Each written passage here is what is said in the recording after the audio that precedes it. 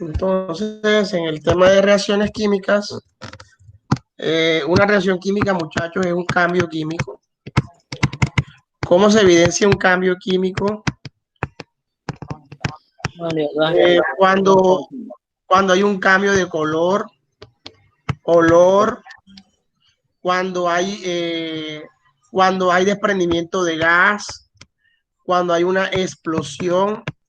Esos son indicios de que ha ocurrido un cambio químico.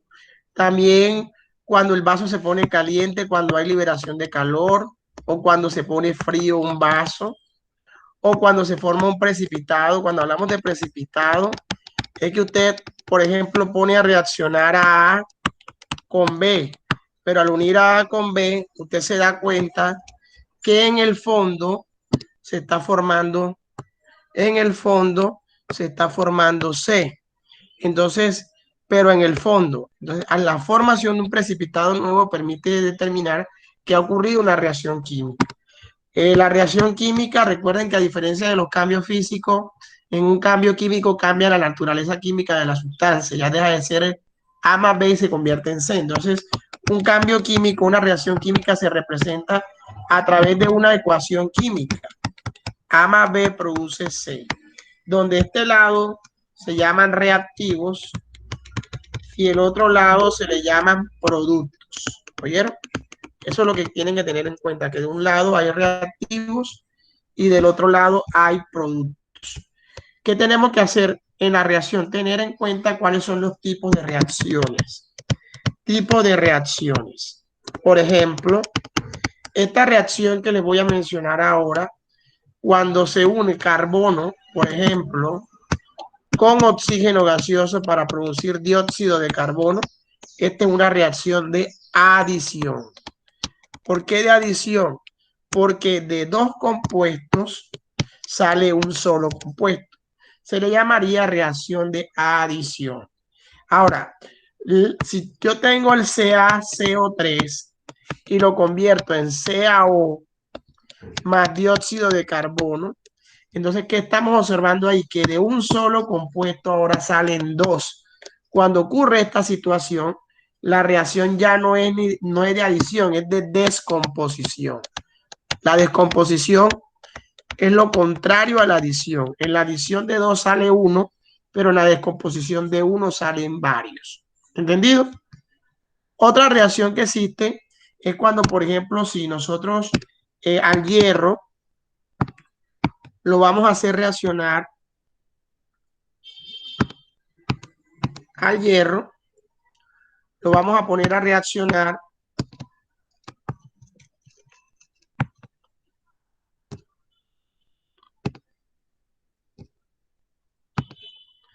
al hierro, lo vamos a poner a reaccionar con el, por ejemplo, HCl.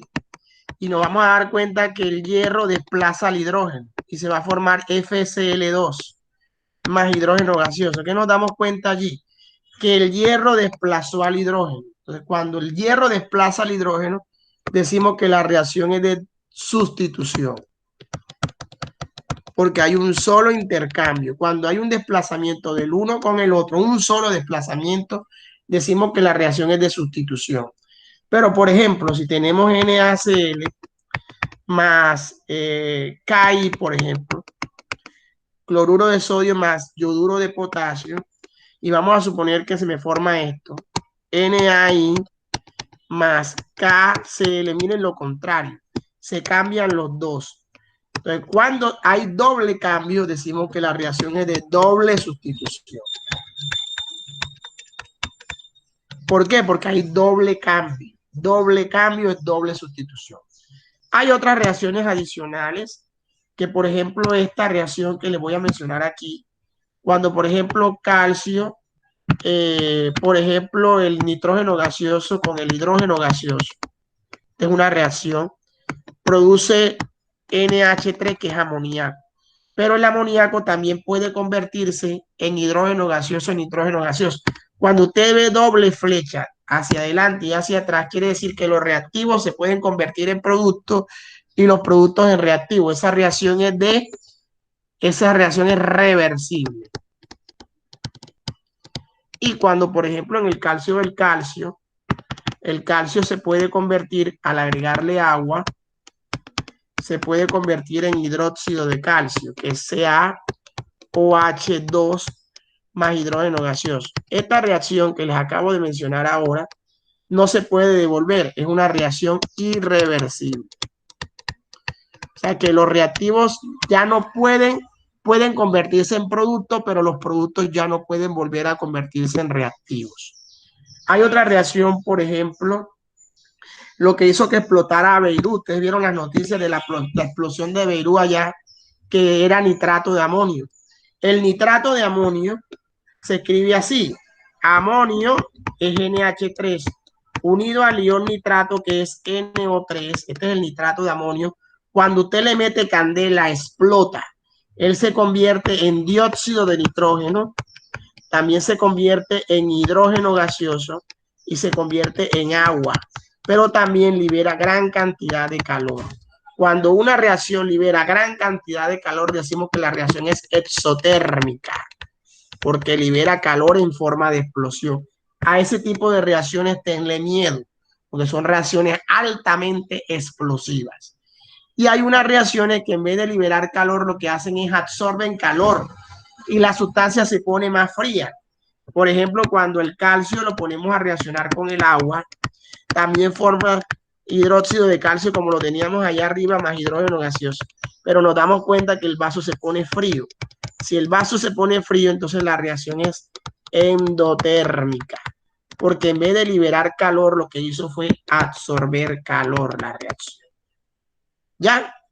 Y la última reacción que vamos a hacer es la reacción de neutralización. La reacción de neutralización, muchachos, es cuando unimos un ácido con su gran archienemigo. El archienemigo de los ácidos, muchachos, de los ácidos son las bases.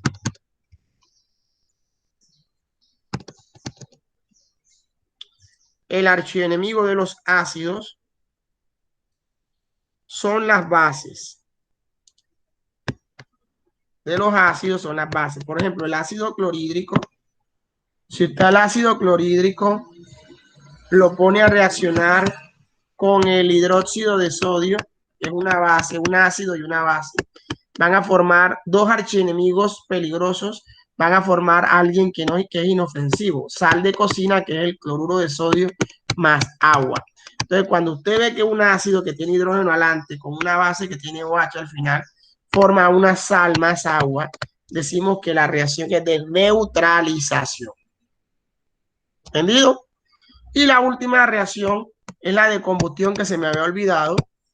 La reacción de combustión se da siempre en presencia de oxígeno. Por ejemplo, si usted tiene carbón, el carbón en su casa, y si al carbón le agrega oxígeno gaseoso, se va a formar dióxido de carbono. Si usted a una basura, recuerden que la basura tiene papel y el papel es carbón, carbono. O cuando usted va a hacer asado, que echa carbón, y al carbón para que prenda tiene que haber aire, porque si no hay aire no hay oxígeno, y si no hay oxígeno no hay combustión. O sea que una forma de apagar la llama, nunca le echa la llama agua, porque puede esparcir la llama y el incendio se puede hacer peor. Una forma de apagar la llama, como hacen los bomberos, cuando el incendio ya está muy propagado, echarle agua es peor. Lo que tenemos que hacer es buscar trapos mojados y echárselo encima. ¿Para qué? Para que no entre oxígeno y ahogar la llama. Otra forma son los extintores de incendio. ¿Qué hace un extintor de incendio? Él bota gas, el gas absorbe el oxígeno y al no haber oxígeno no se da la reacción de combustión y por lo tanto la candela se apaga. Es una forma de disminuir la llama utilizando el concepto de reacciones químicas. Entonces miren que hay reacción de adición, de descomposición, de sustitución, de doble sustitución, reversible, irreversible, endotérmica, exotérmica, de neutralización y de combustión. El objetivo de hoy es que yo les voy a poner unas reacciones y ustedes me van a identificar qué tipo de reacción son. Ese es el taller del día de hoy. Pero además de eso, vamos a hablar de los balanceos de las reacciones. Balanceo de la reacción. El balanceo de la reacción se puede dar de dos formas. hay balanceo de óxido-reducción y hay balanceo de ion-electrón.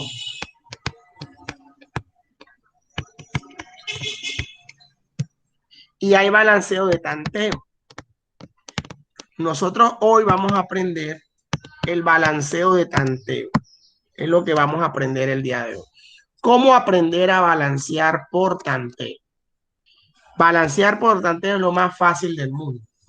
Por ejemplo, si el profe le pone carbono más oxígeno gaseoso y va a formar CO, esta reacción no está balanceada. ¿Cuándo una reacción está balanceada? Cuando la cantidad de un átomo de un lado se iguala a la del otro. Nos damos cuenta que hay un átomo de carbono de este lado y de este lado también hay un átomo de carbono. Pero de este lado hay dos átomos de oxígeno y aquí nada más hay uno solo. ¿Qué tenemos que hacer? Hombre, colocamos un 2. Los números de acá abajo, yo no los puedo alterar, los números que están abajo. Estos números de abajo de cada compuesto se le llaman índices. Los índices no los puedo cambiar. Cuando debajo del compuesto no hay nada, yo supongo que abajo en el índice hay un 1. En el oxígeno gaseoso hay un 2, en este carbono hay un 1 y en este también hay un 1. Pero yo sí puedo alterar los coeficientes estequiométricos. Ajá, profe, ¿dónde van los coeficientes estequiométricos? Delante de cada compuesto. Eso sí lo puedo cambiar. Quiere decir que yo puedo colocar delante, si no hay nada, se supone que el coeficiente estequiométrico es un 1. Ahora, al colocar un 2, ya tendría dos átomos de oxígeno, porque el coeficiente estequiométrico multiplica al subíndice. Si hay un 1, entonces ya no tendríamos un oxígeno, sino dos oxígenos. Es decir, que ya la ecuación queda balanceada porque tenemos dos oxígenos y tenemos dos oxígenos de lado a lado. Pero también se alteran los carbonos porque ya tendríamos dos carbonos y de este lado nada más tenemos uno. ¿Qué tenemos que hacer? Hombre, borramos este subíndice y en vez de colocar un 1, ponemos un 2. Para que también hayan dos carbonos y ya la ecuación queda balanceada. Balancear es que yo puedo alterar, lo que puedo alterar no es lo que está en amarillo, los subíndices no los puedo alterar, pero sí puedo alterar los coeficientes estequiométricos. Eso sí puedo alterar. ¿Cuál es la idea? La idea es alterar los coeficientes estequiométricos. Pongamos otra reacción. Por ejemplo, tenemos esta. Hierro, esta reacción. Tenemos hierro más oxígeno gaseoso va a formar Fe2O3. Vamos a suponer que se forma eso. Vamos a balancear. Hombre, los subíndices yo no los puedo cambiar. Cuando no hay nada, en el subíndice se va a suponer que abajo hay un 1. Pero los coeficientes estequiométricos sí. Son los que están delante de cada compuesto. ¿Cuántos hierros tengo? 1 y del otro lado tengo 2. ¿Cuántos oxígenos tengo de un lado? 2 y del otro 3. Entonces, ¿qué hago? Un truco. Coloco un 2 adelante para que 2 por 2 sea 4. Tenga 4 hierros y de este lado coloco 4 hierros para que hayan 4 hierros y 4 hierros. Este 2 multiplica el subíndice de acá, daría 3 por 2, 6.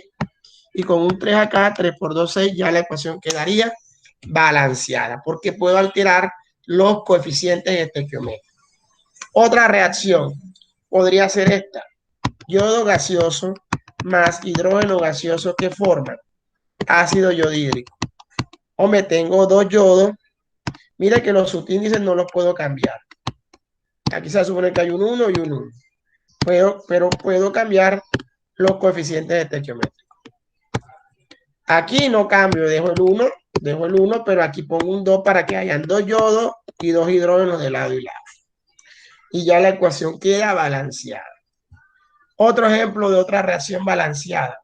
Por ejemplo, si me colocan Fe más H2SO4 y va a producir Fe2SO4, 3 más hidrógeno gaseoso. Vamos a balancear la reacción. Sabemos que los subíndices de abajo no los podemos cambiar. Pero en este caso yo no voy a trabajar por elementos, sino por iones. ¿Por qué? Yo sé que todo esto es un ion. Y este ion se llama ion sulfato. Entonces lo voy a trabajar como ion. y yo sé que este ion sulfato tiene un valor de 3. Del otro lado, todo esto se llamaría ion sulfato. Y todo este ion sulfato, de este lado lo voy a marcar con rosadito, tenemos 3 iones sulfatos. Y de este lado nada más tendríamos un solo ion sulfato. Entonces, para balancear los iones sulfato, yo puedo alterar los coeficientes estequiométricos, que los voy a colocar de amarillo, pero no los subíndices, sino los coeficientes estequiométricos. Hombre, yo colocaría un 3 aquí para que también tengamos 3 iones sulfato y aquí también tuviera 3 iones sulfato. Pero automáticamente se alteran los hidrógenos, porque tendríamos 6 hidrógenos. Y aquí nada más tenemos 2, colocamos un 3 para tener 6 hidrógenos de lado y lado. Y como tenemos 2 hierros de este lado, suponiendo que aquí hay un 1, entonces aquí colocamos un 2 porque aquí suponemos también que hay un 1 y tenemos 2 hierros y 2 hierros. Y ya la ecuación quedó balanceada. 6 hidrógenos, 3 iones sulfatos, 2 hierros y 2 hierros de lado y lado. Y ya la ecuación queda balanceada. Otro ejemplo de reacción balanceada por tanteo podría ser la siguiente. Tenemos el caso de el NaBr más AlCl3 va a producir NaCl más AlBr3. Nos damos cuenta que tenemos los subíndices, no los podemos cambiar. Pero los coeficientes estequiométricos sí, que son los que están delante. Cuando no hay nada, yo supongo que los subíndices tienen un 1. No, no tienen nada. Ahora, ¿cuántos sodios hay de lado y lado? 1 y 1. Los sodios están balanceados. Aluminio también tendríamos 1 y 1. Pero los bromos tendríamos de un lado 3 y del otro lado 1. O sea que tendríamos que colocar un 3 aquí para que de lado y lado tuviésemos un 3 y acá tuviésemos 3 bromos. O sea que ya los bromos quedan balanceados. Pero los cloros de aquí lado, de este lado tendría 1 y de este lado tendría 3. Entonces, ¿qué pasa? Me tengo que arreglar los cloros, ¿no? Entonces, para que queden los cloros 3 y 3, yo coloco un 3 para que queden 3 cloros y 3 cloros. Pero recuerden que al colocarle un 3 automáticamente los sodios cambian porque tendríamos 3 sodios. Y aquí también tendríamos 3 sodios. Aquí tenemos un aluminio y aquí también tenemos un aluminio. Pues se supone que hay uno, o sea que ya la ecuación quedaría balanceada. Una última reacción que les voy a colocar de ejemplo es el NaSO4 con un 2 acá, más AlPO4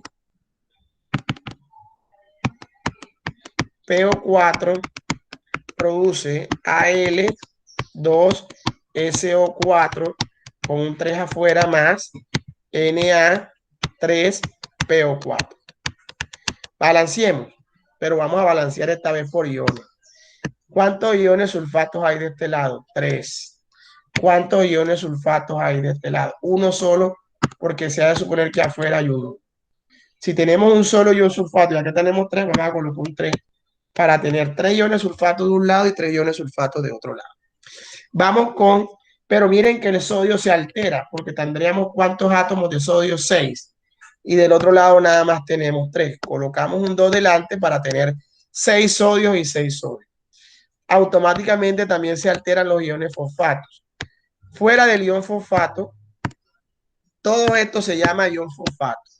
Fuera del ion fosfato, como no hay nada, se va a suponer que hay un 1.